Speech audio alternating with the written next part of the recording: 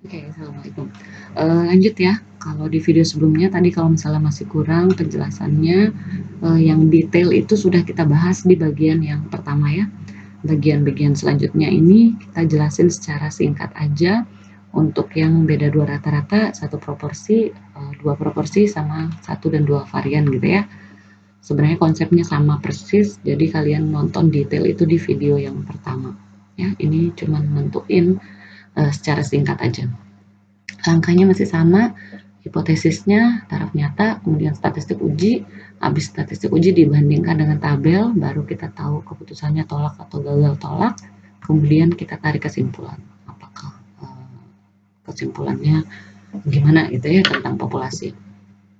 Nah, uji hipotesis rata-rata dua populasi, bedanya, selisihnya gitu ya, maka kita akan membandingkan rata-rata dua populasi di sini.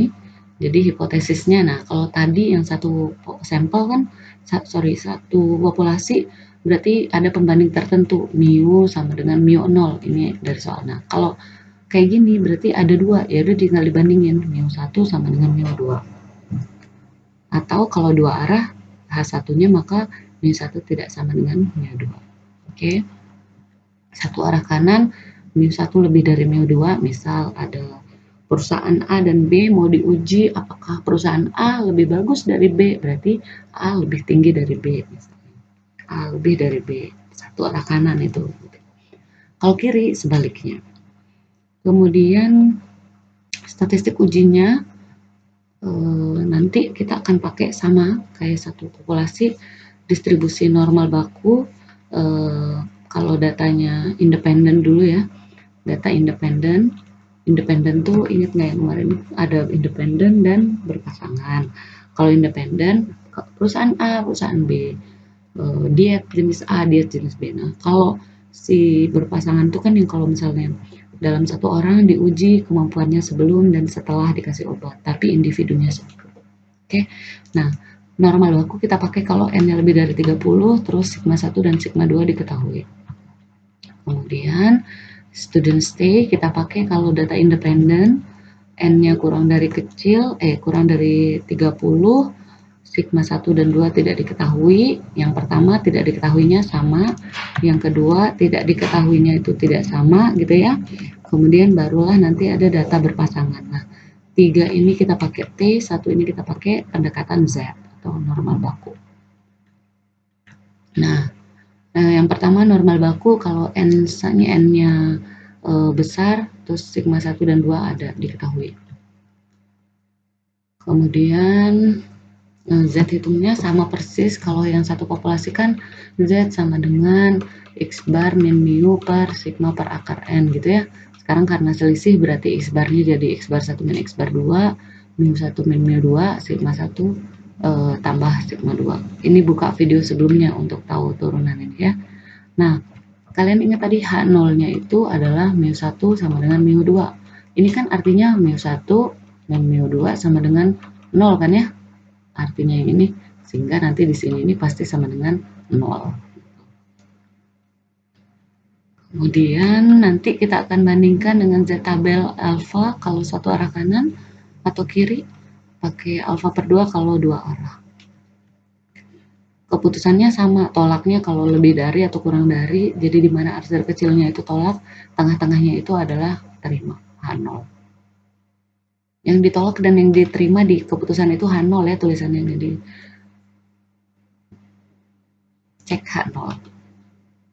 Contoh, untuk membandingkan usia wanita saat pertama menikah dari dua kelompok etnis, jadi ada etnis A dan B, jadi ini pasti data independen.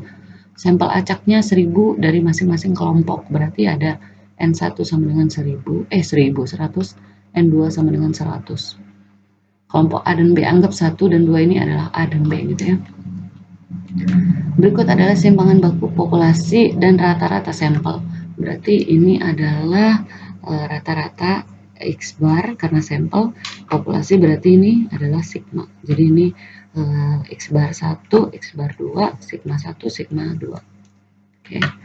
Nah, kita diminta melakukan pengujian dengan alfa 5% untuk mengetahui apakah ada perbedaan Jadi cuman mau cek ada beda atau enggak, berarti tinggal pakai dua arah, karena dia nggak bilang satu lebih tinggi dari yang satunya, cuman dicek beda atau enggak. Berarti hipotesisnya adalah apakah dia sama atau dia tidak sama atau beda gitu ya.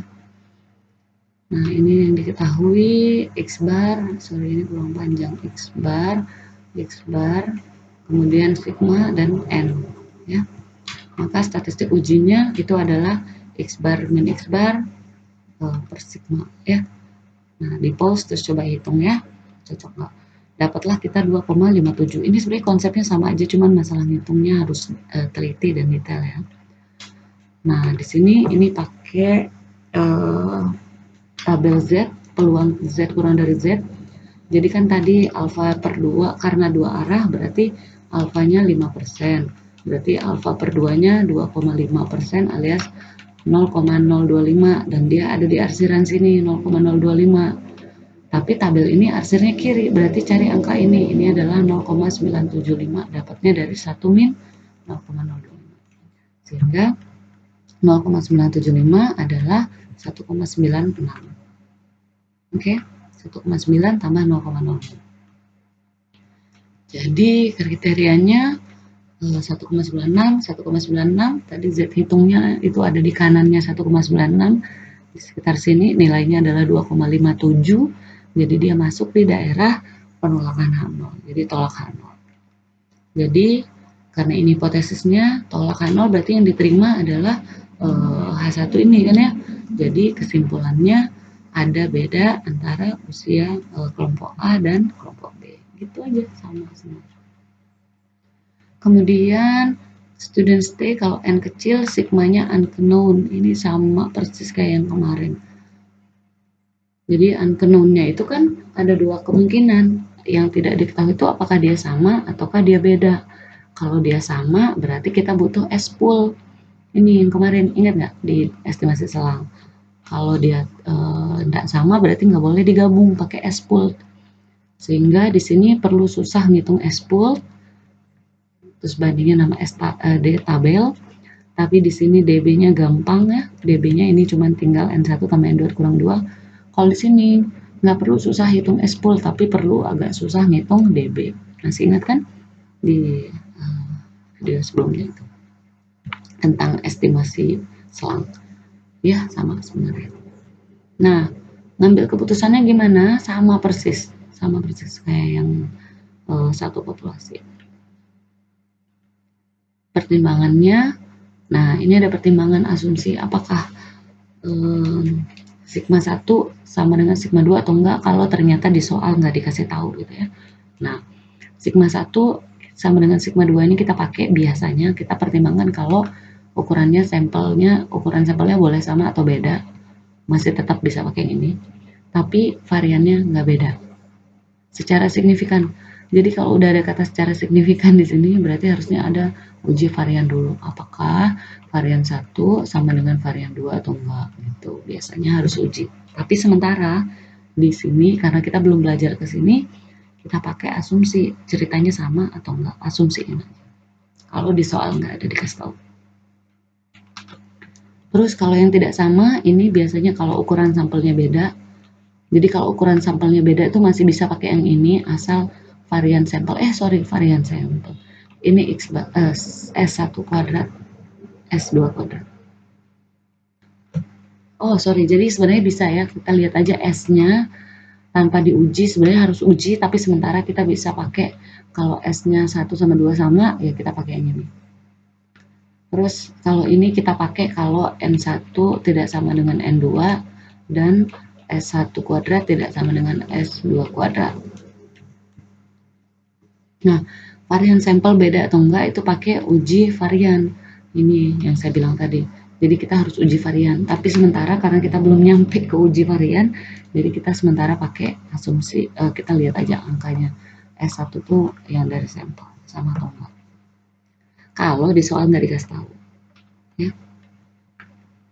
Contohnya, 2 jenis baja diambil dari masing-masing 7, berarti ada baja jenis 1 misalnya N1 itu 7, N2 itu 6. dilakukan acak, kemudian hasilnya ini baja 1, baja 2. Oh, ini masih data mentah. Berarti kalian harus hitung dulu nanti berapakah X bar 1, X bar 2, dan S1 kuadrat dan S2 kuadrat. Ya, nah di pause dulu videonya terus kalian hitung, nanti dicocokkan angkanya. Kita disuruh lakukan uji hipotesis, alfanya 5%.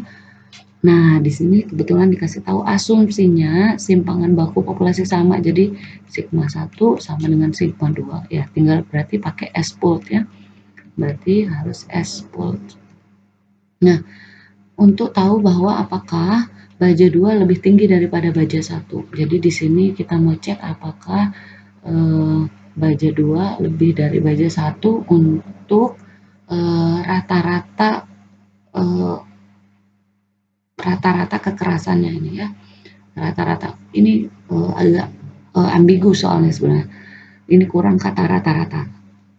Ya nanti kalau saat ujian atau ada ini kalian cek dulu apa yang ditanya, rata-ratanya kah gitu. Jadi ini rata-rata kekerasan sehingga X bar 1 mu 1 sama dengan mu 2 atau mu 1 tidak sama dengan mu 2. Bukan tidak sama. Karena di sini lebih dari maaf keliru. Maka kita akan menguji apakah kenapa gini? Pen saya mana?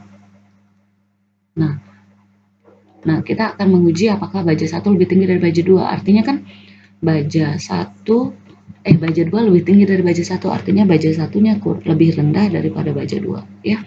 Sehingga kita akan pakai uji arah kiri. Hipotesisnya mu 1 kurang dari mu 2 atau tadi baja 2 lebih tinggi dari baja 1, sama aja ya. Tapi sini karena pakai 1 duluan jadi kurang dari, berarti kita pakai uji satu arah kiri. Ini nanti hasil hitungannya dicocokkan sama kalian. Ini udah di materi statistik deskriptif. Kemudian asumsinya tadi kan sama sehingga perlu hitung S-pool. N1 min 1, N1 kuadrat. Nanti ini tolong di pause terus dihitung cocokkan.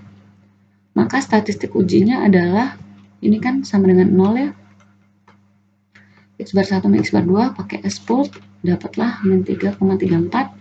Cari tabel tadi kan one tail, terus degree of freedom-nya kan N1 tambah N2 min 2, gampang karena pakai S-pool sehingga 11. Jadi ketemulah angkanya 5 sama 11, 5% sama 11, 1,796. Karena simetri berarti yang kiri juga sama.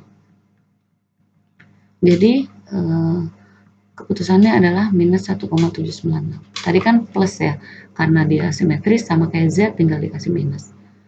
Tadi tabel hitung kita min 3,34 berarti ada di sekitar sini ya. Sehingga dia kurang dari 1,7 minus, jadi tolak. Jadi karena tolak H0 berarti inilah yang diterima. Jadi keputusannya baja 1 kurang dari baja 2 alias baja 2 tuh lebih tinggi dari baja 1. Ini bukan rata-rata. Oke, nanti soalnya bisa jadi proporsi, bisa jadi varian. Ini ada contoh 2, nanti bisa dicek pelan-pelan. Kemudian yang perlu dicek adalah mengambil keputusan apakah 2 arah, 1 arah kah gitu ya. Ini kebetulan datanya udah ada. Nah, ini variansnya populasinya berbeda, jadi sigma 1 tidak sama dengan sigma 2, sehingga harus ngitung Nah, yang agak susah ngitung derajat bebas ya, pakai rumus ini. Nggak perlu hitung S-pool. Oke, nanti ini bisa dilihat di slide yang saya share. Ini gampang sama aja ya, yang penting kalian tahu kapan dipakai metode itu gitu. Oke, ya tolak 0. Oke, nah kalau data berpasangan berarti kita butuh mu D. Kita butuh kan kemarin kita pakai D ya. D sama dengan X bar 1 min X bar 2 gitu kan ya. Nah, kalau sekarang kita perlu cari mu D. Sorry, X bar 1, X1 dan X2. Ini. Maaf. Bukan X bar. Ya. Nah, berarti hipotesis kita itu adalah mu D sama dengan 0. Kenapa mu D sama dengan 0? Karena mu 1 min mu 2 kan harusnya. Mu 1 min mu 2 sama dengan mu 1 sama dengan mu 2 gitu ya. Nah, mu 1 min mu 2 ini kan sama dengan 0. Nah, selisih ini adalah mu D sama dengan 0. Makanya di sini hipotesisnya mu D. Uji dua arah, boleh tulis mu D sama dengan 0 atau kembali ke sini. Sama aja, mu 1 sama dengan mu 2. Satu arah kanan pakai lebih dari, satu arah kiri pakai kurang dari. Statistik ujinya berarti pakai D bar sama kayak di apa yang kemarin estimasi selang. Jadi D bar min mu D bar ini berarti nanti sama dengan 0 dibagi SD per AKM. D bar itu tinggal rata-rata dapatnya dari selisih data. SD itu adalah nyari simpangan standar deviasi dari D. Tabelnya pakai DB biasa N-1. Karena ini adalah perpasangan berarti N1 minus 2 sama kan, N1 minus N2 sama, jadi tinggal N-1 DB nya, keputusannya sama. Contoh, ada tukang ketik kidal, saya nih. Jadi ada tukang ketik kidal 10 orang, jadi orangnya 10 dicek tangan kiri, dicek tangan kiri dan tangan kanannya. Jadi ini orangnya 1, jadilah dia data berpasangan. Ini adalah X1, ini X2, berarti kalian harus cari D dulu nanti ya. D sama dengan X1 min X2. Ini kurang ini 2, ini kurang ini 3 gitu ya, dan seterusnya. Lakukan uji hipotesis apakah tangan kiri lebih besar dari tangan kanan. Berarti bahwa kekuatan ini rata-rata ya, jelas ya kalau topiknya rata-rata tangan kiri lebih dari tangan kanan, berarti lebih dari. Jadi hipotesis kita lebih dari tangan kanan atau selisihnya lebih dari 0 ya. Ini kan mu 1 min mu 2 lebih dari 0, berarti mu selisih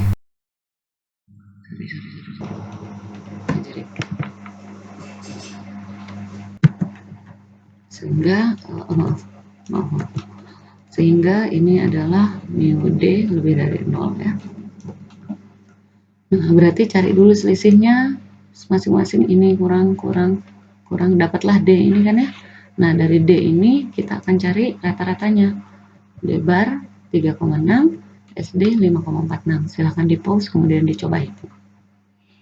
Kemudian derajat bebasnya kan one tail ya, satu arah 5%, degree of freedomnya 9 karena datanya 10 sehingga angkanya 1,833. Jadi kriteria keputusannya 1833. Kemudian T hitung tadi kita dapat, belum dihitung, jadi angkanya 2,08 sehingga tolak. Jadi sama aja sebenarnya ya. Tolak berarti yang diterima adalah H1, jadi benar bahwa ada selisih yang lebih dari 0 atau yang ke kiri lebih dari kanan. Ini ada contoh lagi, nanti bisa dicoba di Watered. Ada 2 jenis diet untuk sapi. Ini pasti berpasangan karena sapinya 12 dipilih acak, 12 bukan pasangan, ini beda-beda. 12 dikasih diet 1, 12 dikasih diet 2. Uji apakah sama, di sini populasinya asumsikan bahwa dia tidak sama. Diasumsikan tidak diketahui dan sama. Berarti unknown dan sigma 1 sama dengan sigma 2. Berarti harus pakai apa? Hitungnya harus pakai S10. Ya. Oke, itu bisa dicoba. Nanti kita lanjut di proporsi di video selanjutnya. Assalamualaikum.